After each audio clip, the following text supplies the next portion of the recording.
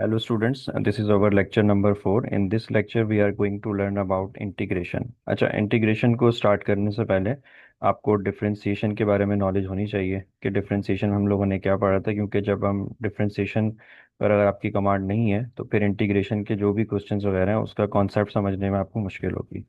ठीक, तो स्टार्ट करते हैं कि इंटीग्रेशन के हमारे पास जो है डेफिनेशन से स्टार्ट करके फिर इसके बाद समझते हैं कि इसमें जो है हमें और क्या क्या बताया जा रहा है। Integration is usually use to find area under the curve. अब ये एरिया अंडर द कर्व का क्या मतलब है? हमारे पास बहुत सारे फंक्शंस होते हैं, इनफाइनाइट फंक्शंस होते हैं। आप किसी भी एक फंक्शन को पिक कर लो, ठीक है। उस फंक्शन को पिक करो और उसका ग्राफ बनाओ।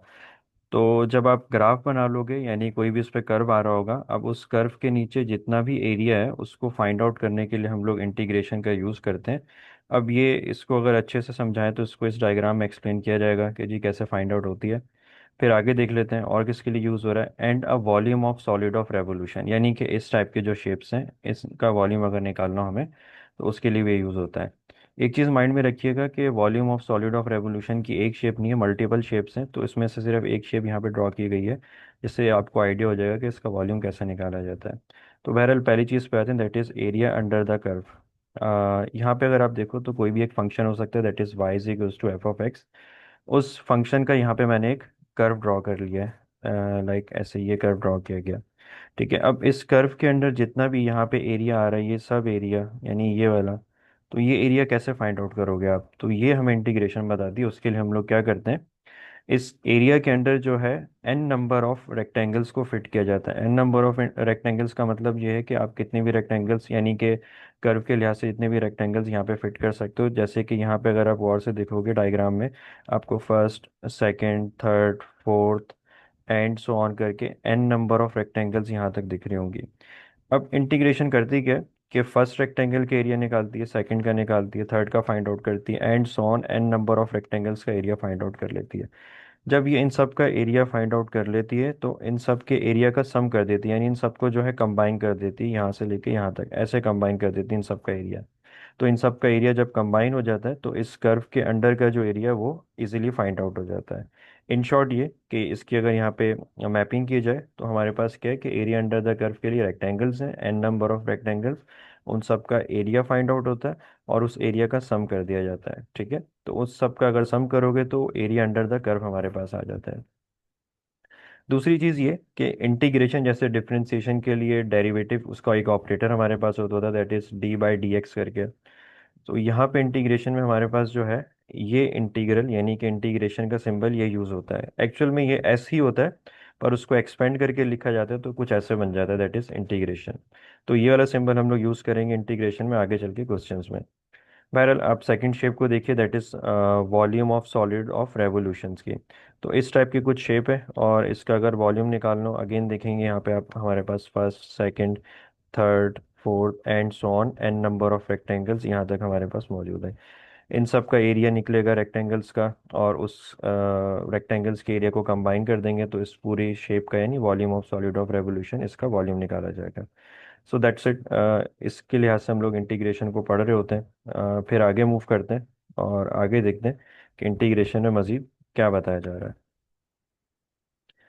अच्छा, फिर अब अगर आप इस पे देखो जिसमें हमें डिफाइन किया गया, it is the reverse process of differentiation. Integration क्या होता है? रिवर्स प्रोसेस होता है डिफरेंशिएशन का। कैसे होता है इसको फर्दर यहाँ पे एक्सप्लेन किया गया, in which derivative of the function is known. अब होता है क्या इंटीग्रेशन में कि हमें जो है डिफरेंशिएशन पता होती है फंक्शन की।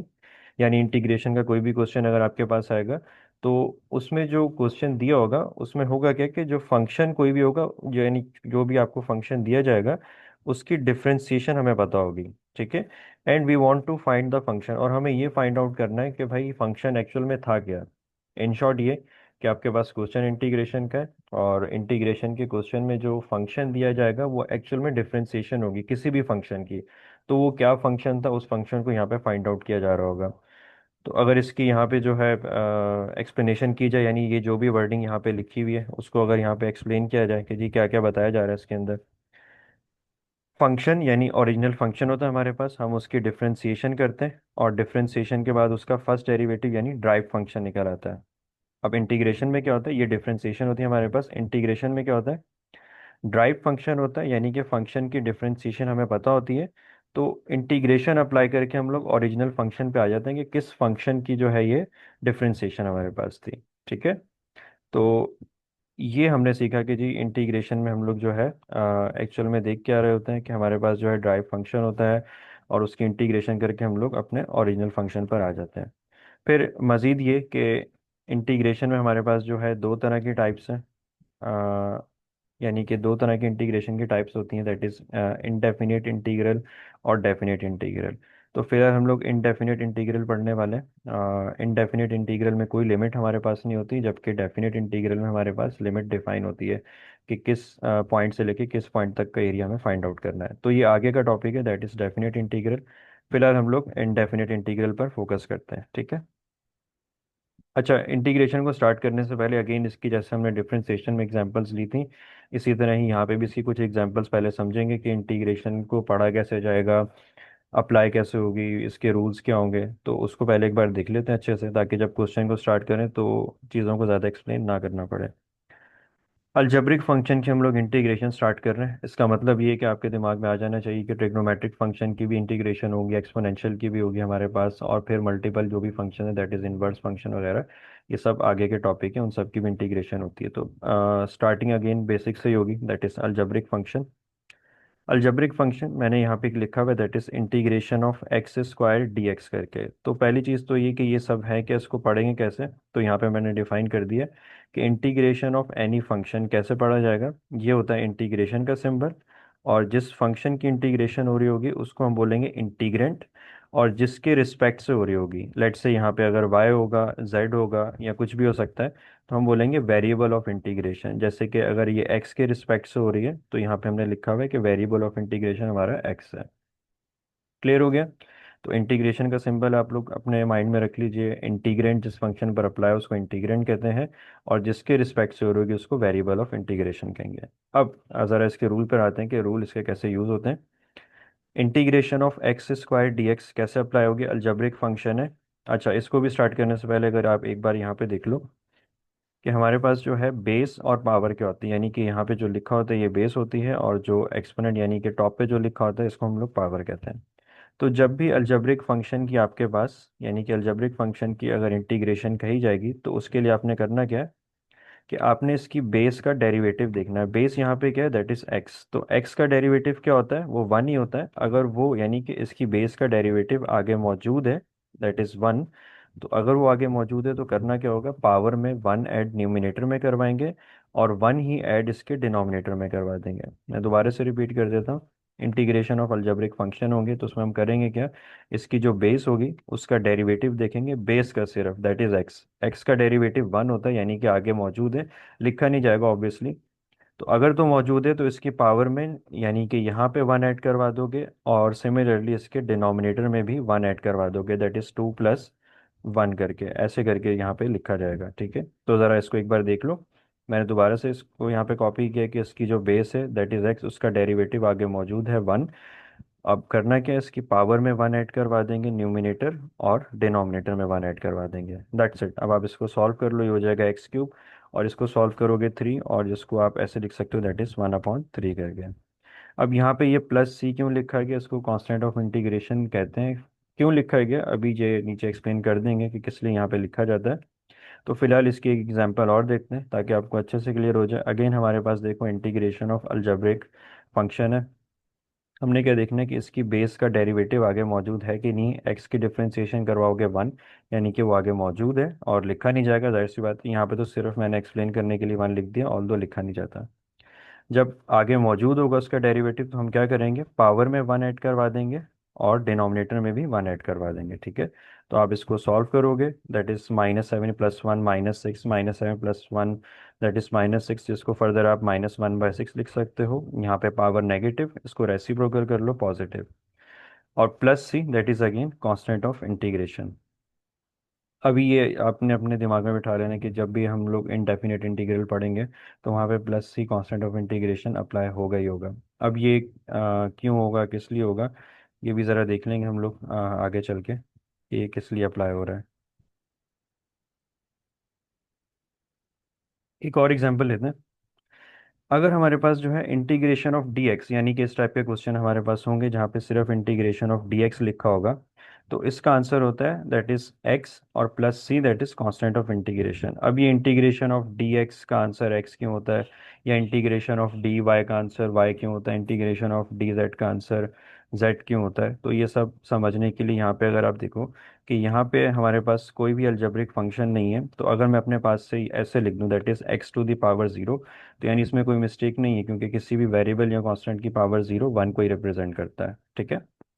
तो फिर अगर आप इसको क्योंकि एक अलजेब्रिक फंक्शन बन चुका है, अगर आप इसको यहाँ पे देखोगे तो इसके बेस का डेरिवेटिव दैट इज एक्स का डेरिवेटिव वन, यानी कि वो आगे मौजूद है, अगेन लिखा नहीं जाएगा। तो यानी अगर वो आगे मौजूद है तो इसकी पावर में वन ऐड करवा दोगे और डिनोमिनेटर में वन ऐड करवा दोगे। तो अगर आप इसको सॉल्व करो, so x to the power one that is x और plus c constant of integration. In short ये कि जब हमारे पास इंटीग्रेशन ऑफ डी एक्स आएगी तो उसका आंसर सिर्फ और सिर्फ एक्स लिखा जाएगा, ये इसका रीजन है। ठीक है, कि यहाँ पे x to the power zero होती है जो कि लिखी नहीं जाती, तो डायरेक्ट इसका आंसर एक्स लिखा जाता है, और plus c again constant of integration add करवाना ही करवाना है। अगर किसी को इस पैटर्न से समझ नहीं आया तो वो इस पैटर्न को भी देख सकता है, कि ऐसे हमारे पास इंटीग्रेशन ऑफ डीएक्स लिखा हुआ है, क्योंकि अभी हमने डेफिनेशन के स्टार्ट में पढ़ा था कि रिवर्स प्रोसेस होता है डिफरेंशिएशन का, इंटीग्रेशन जो है वो रिवर्स प्रोसेस होता है डिफरेंशिएशन का, यानी इसको अगर मैं वन अपॉन डी लिख दूं, कैंसिल आउट करूंगा, तो यहाँ पे सिर्फ एक्स आ जाएगा हमारे पास। ठीक है, और plus c again that is constant of integration. अब सवाल ये कि ये प्लस सी हम यहाँ पे ऐड क्यों कर रहे हैं, यानी कि ये किस लिए ऐड किया जाता है यहाँ पे, तो उसके लिए अगर ज़रा आप यहाँ पे थोड़ा सा समझ लो।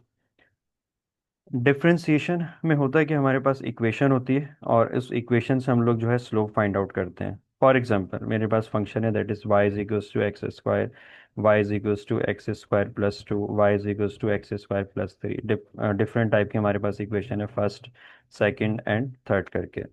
अगर मैं फर्स्ट इक्वेशन की डिफरेंशिएशन करूँ डायरेक्ट, जो कि मैं उम्मीद कर रहा हूँ आप लोगों को पता होगी, दैट इज़ टू एक्स। फिर सेकंड इक्वेशन की अगर हम डिफरेंशिएशन करें वो भी टू एक्स ही आएगी हमारे पास, और थर्ड इक्वेशन की डिफरेंशिएशन करें वो भी हमारे पास टू एक्स ही आएगी।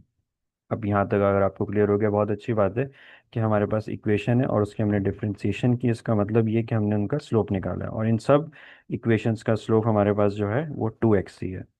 अब ज़रा इंटीग्रेशन के केस में आ जाए, क्योंकि हमने क्या पढ़ा था कि ये रिवर्स प्रोसेस होता है। इसमें होता है क्या, कि हमें स्लोप, स्लोप का मतलब यानी हमें डिफरेंशिएशन पता होती है, उस डिफरेंशिएशन से हम लोग जो है उसकी इक्वेशन फाइंड आउट करते हैं कि इक्वेशन है क्या, यानी कि ये इसका स्लोप था। अब अगर मैं इस पे इंटीग्रेशन अप्लाई करूं, तो कांस्टेंट यहाँ पे टू है, जैसे डिफरेंशिएशन में होता था कि ऑपरेटर के स्टार्ट पे लिखते थे, तो इस कांस्टेंट को इंटीग्रल के स्टार्ट पे लिख दोगे और इंटीग्रेशन अप्लाई हो जाएगी इंटीग्रेंड दैट इज एक्स और ये डी एक्स पे।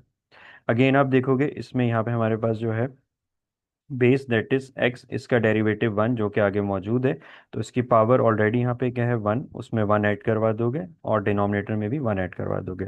तो अगर आप इसको सॉल्व करोगे तो आपके पास जो है इसका आंसर हमारे पास ये आ जाएगा, that is x square one plus one two, two से टू कैंसिल आउट करो, यहाँ पे एक्स स्क्वायर आ जाएगा। अब आप देखो कि जब हमने इंटीग्रेशन करवाई तो इंटीग्रेशन में हमें डिफरेंशिएशन पता होती है, उस डिफरेंशिएशन से एक इक्वेशन आती है, यानी कि उस स्लोप की एक इक्वेशन आती है। तो अब हमें क्या पता है कि एक्स स्क्वायर यानी ये जो इक्वेशन आई है वो इस स्लोप की है या इस स्लोप की है या इस स्लोप की है, तो अगर हम यहाँ पे डिफरेंशिएट नहीं कर पा रहे होते तभी हम यहाँ पे प्लस सी ऐड करवा देते हैं। आई होप कि आप लोगों को ये क्लियर हो गया होगा कि प्लस सी क्यों ऐड करवाया जाता है।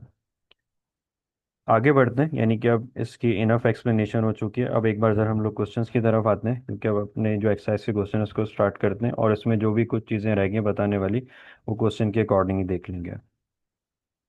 एक्सरसाइज 3.1, और 3.1 का जो यानी स्टार्टिंग क्वेश्चन है, इसमें ये कहा गया है कि इवैल्यूएट द इंटीग्रल, इवैल्यूएट का मतलब यानी सब्स्टिट्यूट करवाना है आपको। इंटीग्रेशन ऑफ अलजेब्रिक फंक्शन आपको दी गई है। अगेन जैसे डिफरेंशिएशन में होता था, ऑपरेटर फर्स्ट टर्म लिखोगे, ऑपरेटर सेकंड टर्म और ऑपरेटर थर्ड टर्म पे अप्लाई करोगे, ऐसे लिखा जाएगा। Integration of x square d x, negative sign, integration of three x d x, फिर plus integration of nine d x करके। अच्छा, अब अगेन वही जो हम लोग पढ़ चुके हैं पीछे, कि किसी भी अलजेब्रिक फंक्शन की अगर आपने इंटीग्रेशन करवानी है तो आपने क्या देखना है कि उसकी बेस का डेरिवेटिव आगे होना चाहिए, यानी एक्स का डेरिवेटिव अगर आगे मौजूद है तो आपने करना क्या है कि इसके जो पावर है वहाँ पे वन ऐड करवा दोगे और सिमिलरली इसके डिनोमिनेटर में वन ऐड करवा दोगे। अगेन जब ये इंटीग्रेशन हो चुकी है तो इसका कोई ना कोई कांस्टेंट होगा, उस कांस्टेंट को मैंने यहाँ पे C1 से रिप्रेजेंट किया है। आप कुछ भी लिख सकते हो यहाँ पे कांस्टेंट, C1 C2 C3 या फिर C भी लिख सकते हो। ये क्यों लिखा है ये पता चल जाएगा क्वेश्चन में। फिर आप सेकंड वाले पे आ जाओ। सेकंड वाले की इंटीग्रेशन कैसे होगी, अगेन यहाँ पे कांस्टेंट इनटू फंक्शन है, तो कांस्टेंट को पहले ऑपरेटर के स्टार्ट पे आप लिख लो जैसे हम लोग डिफरेंशिएशन में करते थे, और इंटीग्रल अप्लाई हो जाएगा इंटीग्रेंट और वेरिएबल ऑफ इंटीग्रेशन पर। ये नाम आपको याद रखने पड़ेंगे, that is integrant and variable of integration. Similarly यहाँ पे थर्ड वाले पे देखोगे, यहाँ पे इंटीग्रेशन ऑफ 9 dx, अगेन 9 हमारे पास कांस्टेंट है तो ये ऑपरेटर के स्टार्ट पे लिख दोगे। फिर आप इसको सॉल्व कर लो, दैट इज x³/3, तो इसको हम लिख सकते हैं 1/3 x³ करके, और +C1, ये जो फर्स्ट इंटीग्रेशन है उसका कांस्टेंट हमारे पास, ये एज इट इज कॉपी किया गया। नेगेटिव, ये क्योंकि इसको ऑपरेटर के स्टार्ट पे लिखा था, -3 यहाँ पे आ जाएगा। अब integration of x dx, again हम क्या करेंगे, इसकी बेस का डेरिवेटिव देखेंगे, यानी इस बेस x का डेरिवेटिव देखेंगे जो कि आगे मौजूद होगा 1, तो इसकी पावर ऑलरेडी 1 है तो उसमें 1 ऐड करवा दोगे न्यूमिनेटर में, और डिनोमिनेटर में ऐड करवा दोगे। जब ये इंटीग्रेशन भी डिसॉल्व हो जाएगी तो इसका कांस्टेंट भी यहाँ पे लिखा जाएगा, क्योंकि इसको C1 से रिप्रेजेंट किया था तो इसके कांस्टेंट को मैं यहाँ पे C2 से रिप्रेजेंट कर रहा हूँ। फिर आप इस इंटीग्रेशन पे आओगे, that is integration of dx करके, जिसका कॉन्सेप्ट यहाँ पे अगेन मैंने मेंशन कर दिया कि क्या कॉन्सेप्ट है। पहला कॉन्सेप्ट हमने पढ़ा था कि अगर यहाँ पे वेरिएबल नहीं है तो उसकी पावर 0 लिख सकते हैं। फिर हम देखेंगे इसके बेस का डेरिवेटिव आगे मौजूद है तो पावर में 1 ऐड करवा देंगे न्यूमिनेटर और डिनोमिनेटर करके, तो इन शॉर्ट ये इसका आंसर x आ जाएगा, +C भी यहाँ पे आएगा, कांस्टेंट ऑफ इंटीग्रेशन। या फिर दूसरा तरीका मैंने ये बताया था कि उनके इंटीग्रेशन रिवर्स प्रोसेस होता है डिफरेंशिएशन का, तो इसको 1/d कैंसिल आउट करोगे तो x ही आ जाएगा। तो इन शॉर्ट ये इस पूरे की जो इंटीग्रेशन है वो हमारे पास x होगी, और इसका कांस्टेंट यहाँ पे C3 से रिप्रेजेंट किया गया। दैट्स इट, बस इसको आपने सिंप्लीफाई करना है। सिंप्लीफाई कैसे करोगे, 1/3 x³ + C1, ये हो जाएगा x², और डिनोमिनेटर में आ जाएगा 2, तो ये हो जाएगा -3/2 x² +C2 9x, और ये +C3। अब इसका फाइनल आंसर देखो लिखा कैसे जाएगा, क्योंकि आगे चल के हम लोग ये चीज़ें पढ़ने ही वाले हैं, जैसे जैसे इंटीग्रेशन को आगे लेके चलेंगे। तो इसका फाइनल आंसर कैसे लिखा जाएगा हमारे पास, कि ये जितने भी कांस्टेंट हैं यहाँ पे, that is C1 C2 C3, इन सब कांस्टेंट को एक सिंगल कांस्टेंट C में रिप्रेजेंट किया गया है। ठीक है, यानी कि ये जो फर्स्ट कांस्टेंट था, सेकंड कांस्टेंट था और थर्ड कांस्टेंट था, हमें नहीं पता कि कौन से कांस्टेंट है, तो हमने इन सबको लेट कर लिया कि ये जितने भी तीन कांस्टेंट हैं, 3 हो 4 हो 5 हो, जितने भी कांस्टेंट हो उन सबको एक सिंगल कांस्टेंट में रिप्रेजेंट किया, दैट इज C। उसको यहाँ पे इसके लास्ट में मेंशन कर दिया। ये इसका फर्स्ट क्वेश्चन था। और मैं अगर इसको एक्सप्लेन कर दूं बच्चों, कि ये जो कांस्टेंट है, क्योंकि अभी तो हमने स्टार्ट किया, तो स्टार्टिंग में मैंने जैसे फर्स्ट टर्म की इंटीग्रेशन करवाई तो उसका कांस्टेंट लिख दिया, सेकंड की इंटीग्रेशन करवाई उसका कांस्टेंट लिख दिया हमने यहाँ पे, थर्ड की इंटीग्रेशन करवाई उसका कांस्टेंट लिख दिया। ऐसा किया नहीं जाता, सिर्फ बेसिक के लिहाज से बताया जाता है कि हर एक का कांस्टेंट अलग अलग अप्लाई हो चुका है। लेकिन जब भी हम आगे क्वेश्चन करेंगे तो इन सब के जो कांस्टेंट हैं उनको सिर्फ कंबाइन करके यहाँ पे लिख देंगे, एक ही कांस्टेंट बना के लिखेंगे। क्लियर। क्वेश्चन को आगे स्टार्ट करने से पहले, क्योंकि हमने बताया था कि इंटीग्रेशन में होता है कि हमारे पास, कि इंटीग्रेशन में हमें जो है डिफरेंशिएशन गिवन होती है। डिफरेंशिएशन से हम लोग एक फंक्शन निकाल लेते हैं कि किस फंक्शन की वो डिफरेंशिएशन थी। तो अगर आपने चेक करना है, आप इस फंक्शन की एक बार डिफरेंशिएशन करवाओ, जो कि मैंने यहाँ पे मेंशन कर दी। इसकी डिफरेंशिएशन हमारे पास 3x² -3x और +9 होगी। ठीक है, तो यानी कि ये हमारे पास फंक्शन आ जाएगा जिसकी ये इंटीग्रेशन यहाँ पे की गई थी। क्लियर है। अच्छा इसको स्टार्ट, अच्छा ये 3x² नहीं आएगा, ये कैंसिल आउट होकर यहाँ पे सिर्फ और सिर्फ x² आएगा। इसको यहाँ से इरेज कर देते हैं, यहाँ पे x² -3x + 9 आएगा। यानी अगर आप इसकी जो है डिफरेंशिएशन करवाओगे तो दोबारा से हमारे पास जो है ये आ जाएगा answer, that is x² -3x + 9। करवानी नहीं होती पर आप चेक कर सकते हो, चेक कर लोगे तो बहुत अच्छी बात है, एटलीस्ट क्लियर हो जाएगा कि आपने क्वेश्चन ठीक किया भी है कि नहीं किया हुआ है। नेक्स्ट क्वेश्चन की तरफ मूव करते हैं। Question number 2, again similar question है हमारे पास। क्वेश्चन नंबर 2 में अगर आप देखो तो इंटीग्रेशन है और अलजेब्रिक फंक्शन है हमारे पास। अप्लाई करना है again, operator first term, operator second term और ऑपरेटर थर्ड टर्म पर अप्लाई होगा। ऐसे लिखा जाएगा, that is integration of y² dy, integration of 8y dy, integration of √2 dy करके। ठीक है, फिर आप देखोगे अगेन हमारे पास इसके बेस का डेरिवेटिव आगे मौजूद है कि नहीं है, अगेन मौजूद होगा। यहाँ पे अच्छा स्टेप पहले मैंने डायरेक्ट स्टार्ट नहीं किए, क्योंकि यहाँ पे जो कांस्टेंट आ रहा था उस कांस्टेंट को हमने स्टार्ट पे लिख दिया, दैट इज 8। और यहाँ पे अंडर रूट 2 कांस्टेंट है, उसको भी ऑपरेटर के स्टार्ट पे लिख लिया। अब यहाँ पे मैंने मेंशन किया अगले स्टेप में, यानी कि आप देखोगे कि 8 ऑपरेटर के स्टार्ट पे लिखा हुआ है, अंडर रूट 2 ऑपरेटर के स्टार्ट पे लिखा हुआ है। फिर आप यहाँ पे देख लो कि अलजेब्रिक फंक्शन है, इसकी बेस का डेरिवेटिव y का डेरिवेटिव 1 जो कि आगे मौजूद है, तो इसकी पावर में 1 ऐड हो जाएगा, न्यूमिनेटर और डिनोमिनेटर में ऐड हो जाएगा। ठीक है, इसको अगर सिंप्लीफाई करोगे तो ये आ जाएगा 3/3, जिसको हम यहाँ पे 3 आना चाहिए था, 1/2 मैंने लिख दिया, सॉरी, यहाँ पे होगा 3। इसको हम लोग 1/3 करके ऐसे लिख सकते हैं। ठीक है, छोटी सी मिस्टेक है, इसको आप करेक्शन कर लीजिएगा यहाँ पे। फिर आप सेकंड इंटीग्रल पे आ जाओ। इसके बेस का डेरिवेटिव यानी कि y का डेरिवेटिव 1 जो कि आगे मौजूद होगा, तो इसकी पावर खुद से यहाँ पे 1 है, तो उसमें 1 ऐड करवा दोगे न्यूमिनेटर, और वही 1 ऐड करवा दोगे यहाँ पे डिनोमिनेटर में। तो ये हो जाएगा y² 1 + 1 2, 2 इस 8 को कैंसिल आउट करेगा, तो यहाँ पे हमारे पास 4 आ जाएगा। अगेन अंडर रूट 2 और इंटीग्रल ऑफ डी वाई, इसको कैंसिल आउट कर दो बेशक, यहाँ पे सिर्फ हमारे पास y आ जाएगा। तो अब आप देखोगे इन सब के यहाँ पे कांस्टेंट मेंशन नहीं किए गए, इन सब का सिंगल एक कांस्टेंट यहाँ पे c लिख दिया गया। तो आपने भी यही करना पेपर के अंदर, सबके सेपरेटली कांस्टेंट मेंशन नहीं करने होते, सिर्फ एक ही कांस्टेंट ऑफ इंटीग्रेशन यहाँ पे रिप्रेजेंट होता है। दैट्स इट, ये इसकी इंटीग्रेशन थी। नेक्स्ट क्वेश्चन की तरफ मूव करते हैं, क्वेश्चन नंबर 3 की तरफ।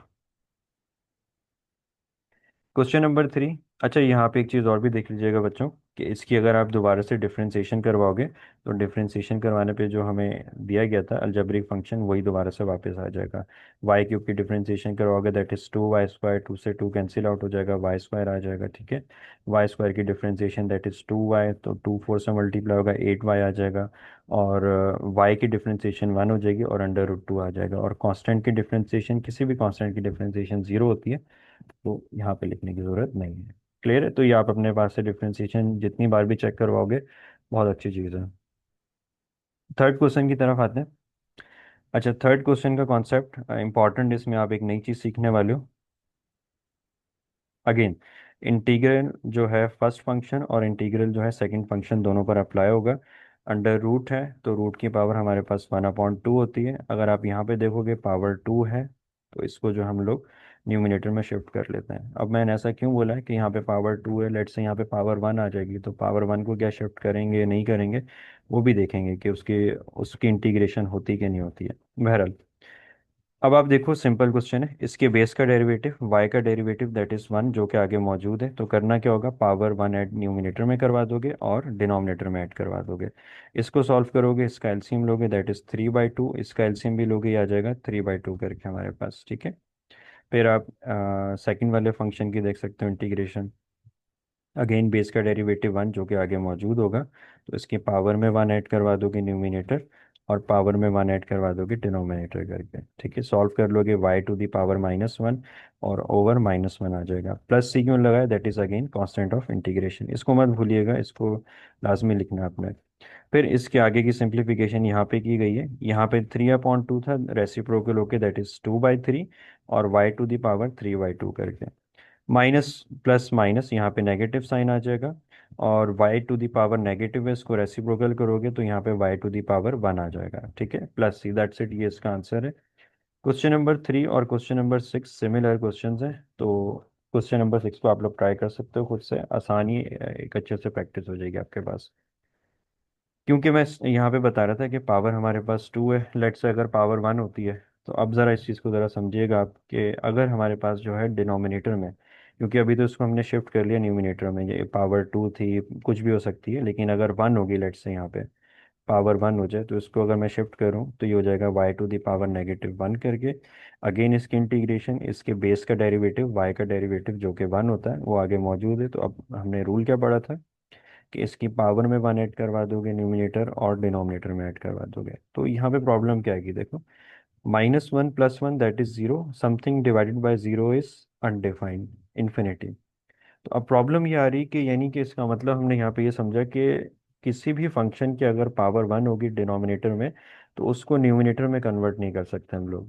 तो इसका मतलब क्या क्या है, इसकी इंटीग्रेशन पॉसिबल नहीं है? नहीं, इसकी इंटीग्रेशन तो पॉसिबल है। अब वो कैसे चेक की जाएगी, अब उसकी आपने एक ट्रिक याद रखनी है। कोई भी फंक्शन हो सकता है यहाँ पे, ज़रूरी नहीं कि ये y ही हो, सिर्फ समझाने के लिए यहाँ पे लिखा गया है। अब क्योंकि अगर उसकी होल पावर यहाँ पर वन होगी तो आपने करना क्या है कि उसका डेरिवेटिव देखना है, यानी कि इसका डेरिवेटिव क्या न्यूमिनेटर में मौजूद है कि नहीं है। जैसे कि यहाँ पे y लिखा हुआ था, तो y का अगर आप डेरिवेटिव देखोगे तो y का डेरिवेटिव वन होता है। तो वो अगर मौजूद है तो इसका आंसर कैसे लिखा जाएगा, that is natural log of denominator में जो भी फंक्शन होगा। तो वो कैसे लिखा जाएगा, यहाँ पे जो भी फंक्शन है उसके साथ नेचुरल लॉग लिखोगे, natural log of function plus c again constant of integration. अब आप ये सोचोगे कि इसका आंसर ऐसा क्यों लिखा गया है, तो आप इसकी एक बार डिफरेंशिएशन करवा लो नेचुरल लॉग की। नेचुरल लॉग की डिफरेंशिएशन करवाओगे तो आपको पता है, अगर आपको याद हो डिफरेंशिएशन, तो ये क्या होते थे, वन अपॉन फंक्शन यानी कि वन अपॉन वाई, और ऑपरेटर सिर्फ वाई पे अप्लाई होगा, वो कैंसिल आउट होके वन आ जाएगा। तो अगेन देखोगे वन अपॉन वाई हमारे पास आ रहा है, यानी कि बिल्कुल ठीक इसकी इंटीग्रेशन यहाँ पे की गई है।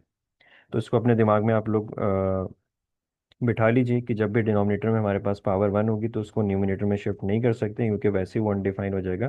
तो उसकी इंटीग्रेशन पॉसिबल नहीं है। तो करना क्या है, उसका डेरिवेटिव न्यूमिनेटर में देखना है, अगर तो मौजूद है तो नेचुरल लॉग ऑफ फंक्शन जो भी डिनोमिनेटर में हमारे पास होगा। देखते हैं इस टाइप के क्वेश्चन भी हमारे पास आगे होंगे, तो उससे और अच्छे से क्लियर हो जाएगा। क्वेश्चन नंबर फोर की तरफ आते हैं। क्वेश्चन नंबर फोर अगर आप देखो, क्वेश्चन नंबर फोर जो है, अच्छा मैं इसमें एक चीज़ ये भी बता दूं कि इसमें जो क्वेश्चंस हैं यानी एक्सरसाइज 3.1 के अंदर, वो सारे क्वेश्चन जो है मिक्स होके पढ़ाए गए हैं। तो मैंने इसको ब्रेक किया हुआ है किस टाइप के लिहाज से कौन सा क्वेश्चन यहाँ पे करवाया जाएगा, और कुछ क्वेश्चन अलग टाइप के हैं, तो उसको जो है नेक्स्ट लेक्चर में हम लोग डिस्कस करेंगे। अच्छा, अगर आप इस क्वेश्चन पे देखो, ये भी बहुत सिंपल है। इसमें ए यानी दो टर्म्स हैं और इस पर स्क्वायर है, तो ए प्लस बी के होल स्क्वायर का फॉर्मूला, जो कि मैंने यहाँ पे डायरेक्ट एक्सपेंड किया, और मुझे उम्मीद है कि being a second year student ये आप लोगों को क्लियर होगा कि ए प्लस बी के होल स्क्वायर की एक्सपेंशन यहाँ पे मेंशन कर दी गई है। Again operator first term, second term और ये थर्ड टर्म, तीनों टर्म्स पे आप ऑपरेटर अप्लाई करो इसके। ठीक है। कांस्टेंट है तो कांस्टेंट को हमने ये पढ़ा है कि ये ऑपरेटर के स्टार्ट पे लिख देते हैं। अगेन यहाँ पे कांस्टेंट है, ऑपरेटर के स्टार्ट पे आ जाएगा, यहाँ पे कोई कांस्टेंट नहीं है, तो ऐसी कोई ज़रूरत यहाँ पे नहीं है। Integration of d x plus at as it is, integration of x square d x, integration of x four d x करके, ये आपको समझ आ गया होगा आई गेस। ये कैंसिल आउट हो जाएंगे, यहाँ पे एक्स आ जाएगा हमारे पास। अगेन इसके बेस का डेरिवेटिव आगे देखोगे जो कि मौजूद है, तो पावर में वन ऐड न्यूमिनेटर और डिनोमिनेटर में भी ऐड कर दोगे। ठीक है। सिमिलरली इसके बेस का डेरिवेटिव भी आगे मौजूद है, तो पावर में वन ऐड कर दोगे न्यूमिनेटर और डिनोमिनेटर। इन सबको आप सॉल्व कर लीजिए, दैट इज एक्स क्यूब, ये 16x तो एज इट इज रहेगा, ये हो जाएगा एक्स क्यूब ओवर थ्री, जिसको हम लिख सकते हैं 8/3 एक्स क्यूब करके, ये हो जाएगा x5/5, जिसको 1/5 लिख सकते हैं। इन सब की इंटीग्रेशन का कांस्टेंट सिंगल कांस्टेंट में यहाँ पे रिप्रेजेंट किया गया है। क्लियर, दैट्स इट, खत्म, ये क्वेश्चन हो गया। अगेन मैं बार बार यही कहूँगा, आप इसकी अगर दोबारा से डिफरेंशिएशन करवाओगे तो यही हमारे पास फंक्शन आ जाएगा जो यहाँ पे मेंशन है। नेक्स्ट क्वेश्चन की तरफ मूव करते हैं, क्वेश्चन नंबर फाइव की तरफ। क्वेश्चन नंबर फाइव में आप देखोगे कि दो फंक्शंस हैं, दो फंक्शंस मैंने यहाँ पे मेंशन कर दिया, काम आसान कर दिया कि दो फंक्शंस है, दो फंक्शंस की आपने मल्टीप्लिकेशन करवानी है। वन इस पूरी ब्रैकेट से मल्टीप्लाई होगा, ये आंसर आएगा, नेगेटिव एक्स स्क्वायर इस पूरी ब्रैकेट से मल्टीप्लाई होगा, ये आंसर आ जाएगा। तो इस टाइप का एक अलजेब्रिक फंक्शन बन जाएगा आपके पास। आप ऑपरेटर फर्स्ट टर्म पे अप्लाई करना है, सेकेंड टर्म पे, थर्ड टर्म और फोर्थ टर्म पे अप्लाई करोगे, ऐसे कुछ हो जाएगा हमारे पास। तो आगे आप मेरे ख्याल से खुद से कर सकते हो। अगर मैं इसको एक्सप्लेन कर दूं, ये कैंसिल आउट हो गया, यहाँ से एक्स आ जाएगा, बेस का डेरिवेटिव आगे मौजूद है, पावर में वन एट न्यूमिनेटर और डिनोमिनेटर, पावर में one add numerator and denominator. Similarly इसका भी डेरिवेटिव आगे मौजूद है, तो पावर में वन एट न्यूमिनेटर और डिनोमिनेटर करके। तो ये वाला क्वेश्चन जो अगेन आसान था, ये खुद से भी किया जा सकता है। क्वेश्चन नंबर 12 को देख लेते हैं एक बार। यानी कि अब देखें, अगर डायरेक्ट आप देखें यहाँ से क्वेश्चन नंबर 5 से जंप होके क्वेश्चन नंबर 12 पे आ गए, क्योंकि इसका मतलब यही है कि जो बीच में क्वेश्चन है हमारे पास वो इस टाइप के क्वेश्चन नहीं है। अगेन यहाँ पे देखोगे integration first function, second function और थर्ड फंक्शन तीनों पे सेपरेटली यहाँ पे अप्लाई की गई है। ठीक है। Integration of x cube D x, अब यहाँ पे देखोगे हमारे पास कांस्टेंट क्या है पहले, दैट इज 1/2, 1/2 ऑपरेटर के स्टार्ट पे लिख दिया, यहाँ पे क्या बच जाएगा हमारे पास, that is 1/x d x करके। यहाँ पे आप देखोगे कि यहाँ पे x⁻³ थी, तो इसको मैंने न्यूमिनेटर में शिफ्ट कर दिया, दैट इज x⁻³ तो आपके दिमाग में यहाँ पे आ जाना चाहिए, यहाँ पे पावर हमारे पास वन है, जो कि यहाँ पे मेंशन है ऑलरेडी। पावर यहाँ पे वन है, तो इसको हम लोग न्यूमिनेटर में शिफ्ट नहीं कर सकते, क्योंकि अभी इससे का पीछे कॉन्सेप्ट हमने डिस्कस किया था। बहरहाल इस क्वेश्चन पे आते हैं, यानी कि इसके इंटीग्रेशन पर आते हैं। बेस का डेरिवेटिव अगेन आगे मौजूद है, तो पावर में वन ऐड न्यूमिनेटर और डिनोमिनेटर में आप ऐड कर दोगे। सिमिलरली एक्स में आप देखोगे यानी कि इसकी पावर जो वन है, तो हमने क्या पढ़ा था कि इसका जो है डेरिवेटिव यानी इस फंक्शन का डेरिवेटिव न्यूमिनेटर में मौजूद होना चाहिए। यानी एक्स का डेरिवेटिव वन ऊपर मौजूद है, तो हम लोग नेचुरल लॉग जो भी फंक्शन होगा वो लिखा जाएगा। ठीक। फिर इसका देख लोगे बेस, ये बेस का डेरिवेटिव आगे मौजूद है, तो पावर में वन ऐड न्यूमिनेटर और डिनोमिनेटर में ऐड करवा दोगे। इसके आप सिंप्लीफिकेशन करवा लो, दैट इज x4/4, जिसको 1/4 लिख सकते हैं, हाफ नेचुरल लॉग एक्स करके। यहाँ से -2 आ जाएगा, माइनस माइनस प्लस, और ये 1/2, और x⁻², जिसको रेसिप्रोकल करके x² लिख सकते हो, plus c, that is constant of integration. तो इस क्वेश्चन में सिर्फ और सिर्फ हमने ये जो पीछे पढ़ा था उसको एक बार से हमने रिपीट कर लिया कि जी इसकी पावर अगर वन है तो इसको शिफ्ट नहीं कर सकते हम लोग। इसका एक और पार्ट देखते हैं, क्वेश्चन नंबर 13। क्वेश्चन नंबर 13 जो है बुक में बड़ा इंटरेस्टिंग किस्म का क्वेश्चन दिया हुआ है, लेकिन इसका जो है फिलहाल इस टॉपिक से कोई रिलेशन बन नहीं पाएगा, ये आगे चल के ट्रिग्नोमेट्रिक सब्स्टिट्यूशन से क्वेश्चन होता है। लेकिन अगर मैं इस क्वेश्चन को समझाऊं, x² + 3 इस पूरे की पावर अगर आप देखो वन है, तो अगर मैं इसको न्यूमिनेटर में शिफ्ट करूंगा नहीं कर सकता, क्योंकि हमने भी पढ़ा था कि पावर वन वाले न्यूमिनेटर में शिफ्ट नहीं हो सकते हैं। मैंने ये भी आपको बताया था कि यहाँ पे कुछ भी फंक्शन हो सकता है, इसका मतलब ये नहीं है कि सिर्फ x और y होंगे। तो अगर आप यहाँ पे गौर से देखो तो इस पूरे की तो पावर वन है, तो इसको शिफ्ट नहीं कर सकते। फिर हमने क्या पढ़ा था कि अगर इसकी पावर वन है तो इसका डेरिवेटिव यानी इसका इस फंक्शन का डेरिवेटिव न्यूमिनेटर में होना चाहिए। तो x² का डेरिवेटिव क्या होता है, दैट इज 2x, और कांस्टेंट का डेरिवेटिव होता है जीरो। तो प्रॉब्लम यहाँ पे क्या है कि यहाँ पे जीरो नहीं है, यहाँ पे तो वन आ रहा है। तो अब इसकी इंटीग्रेशन कैसे होगी? तो इस टाइप का जो क्वेश्चन है, क्वेश्चन नंबर 13, ये आगे चल के हम लोग ट्रिग्नोमेट्रिक सब्स्टिट्यूशन से करते हैं। तो फिलहाल उसका इस टॉपिक से कोई लेना देना नहीं है। तो मैंने इसी क्वेश्चन को चेंज करके यहाँ पे लिख दिया, that is integration of 2x/x² + 3 to the power 1। सिर्फ एक तरह से कॉन्सेप्ट समझने के लिए, कि ताकि आपके यानी चीज़ें रिकॉल हो जाए जो हमने पढ़ी हुई हैं, कि अगर पावर वन हो, जैसे यहाँ पे पावर वन है हमारे पास, तो अगर इसका हम डेरिवेटिव देखें अब, तो x² का डेरिवेटिव 2x, कांस्टेंट का यहाँ पे जीरो जो कि लिखा नहीं जाता, यानी कि डेरिवेटिव मौजूद है इसका। तो हमने क्या पढ़ा था, नेचुरल लॉग फंक्शन के साथ यहाँ पे लिखा जाएगा, और plus c, that is constant of integration. That's it, खत्म, ये क्वेश्चन यहाँ पे खत्म होता है। फिर ये एक चेंज करके क्वेश्चन किया गया है, यहाँ बुक में ऐसा कोई क्वेश्चन नहीं है, सिर्फ समझाने के लिए यहाँ पे बताया गया था। ये वाले क्वेश्चन हम लोग आगे एक्सरसाइज में देखेंगे, क्वेश्चन नंबर 13। क्वेश्चन नंबर 13 के बाद क्वेश्चन नंबर 16 पे आ जाओ। अगेन जो इसके बीच में जो क्वेश्चन आ रहे हैं वो क्वेश्चन इससे रिलेट नहीं करते इस टॉपिक से। अगेन आप देखोगे यहाँ पे दो ब्रैकेट्स हैं, यहाँ पे फर्स्ट ब्रैकेट और सेकंड ब्रैकेट, और सेकंड ब्रैकेट की यहाँ पे पावर 5 है। तो इसका मतलब ये कि इस पूरे की एक्सपेंशन करनी पड़ेगी, जो कि एक्सपेंशन आपको भी नहीं पता और मुझे भी नहीं पता, क्योंकि पावर 5 है, इसकी बहुत ठीक ठाक किस्म की एक्सपेंशन होगी। तो अब इस केस में क्या करोगे आप लोग? तो इस टाइप के जब भी हमारे पास क्वेश्चन आए, तो हमारे पास जो है, अब हमने करना क्या, अगेन जैसे हम लोग यानी कि अगर मैं यहाँ पे मेंशन करूँ स्टार्टिंग में, जैसे हम करते गए थे कि बेस का डेरिवेटिव देखते थे जो कि आगे मौजूद होता था। तो यहाँ पे यानी कि इस टाइप के क्वेश्चन में हम लोग क्या करते हैं, हम इसमें से किसी एक को बेस लेट करते हैं, यानी किसी भी एक को बेस मानना पड़ता है, और उसका डेरिवेटिव देखते हैं कि वो आगे मौजूद है कि नहीं है। तो इसकी ट्रिक ये कि आपने बेस उसको लेट करना जिसके पावर यानी होल पावर यहाँ पे मेंशन हो, जैसे कि यहाँ पे मेंशन है, दैट इज 5। तो इसको आप बेस लेट करोगे। अब आप इसका डेरिवेटिव अगर देखो वो आगे मौजूद है कि नहीं, x³ की differentiation that is 3x², x² की differentiation that is 2x, constant की डिफरेंशिएशन दैट इज जीरो। यानी इस फंक्शन की यानी इस बेस की डिफरेंशिएशन आगे मौजूद है। तो हमने क्या पढ़ा था कि अगर बेस की डेरिवेटिव आगे मौजूद होगा, तो उसकी पावर में वन ऐड कर देंगे न्यूमिनेटर, और डिनोमिनेटर में ऐड कर देंगे। तो इसको आप सॉल्व करोगे 6, और ये आ जाएगा 1/6 plus c, that is again constant of integration. तो ये टॉपिक यहाँ पे वाइंड अप होता है। क्वेश्चन नंबर 16 एक अच्छा क्वेश्चन था, यानी जो आपने बेसिक बेसिक क्वेश्चंस पढ़े हुए हैं, वही रूल है, वही लॉजिक है कि बेस का डेरिवेटिव आगे होना चाहिए था। तो सिमिलरली इस क्वेश्चन में भी यही था कि बेस इसमें से कौन सी होगी, क्योंकि यहाँ पे एक्सपेंशन तो नहीं कर सकते हम लोग फॉर्मूले के लिहाज से। तो बेस आपने उसको लेट करना है जिसकी होल पावर यहाँ पे मेंशन हो। ये एक ट्रिक भी समझ लो, टेक्निक समझ लो सॉल्व करने की। तो उसका अगर डेरिवेटिव आगे मौजूद होगा, तो न्यूमिनेटर में यानी पावर में वन ऐड करवा दोगे, और डिनोमिनेटर में वन ऐड करवा दोगे। दैट्स इट, ये लेक्चर यहाँ पे वाइंड अप होता है। फिर इसके नेक्स्ट लेक्चर में हम लोग जो है इसकी एक्सपोनेंशियल की जो इंटीग्रेशन है वो कैसे की जाती है उसको देखेंगे। अल्लाह हाफिज़।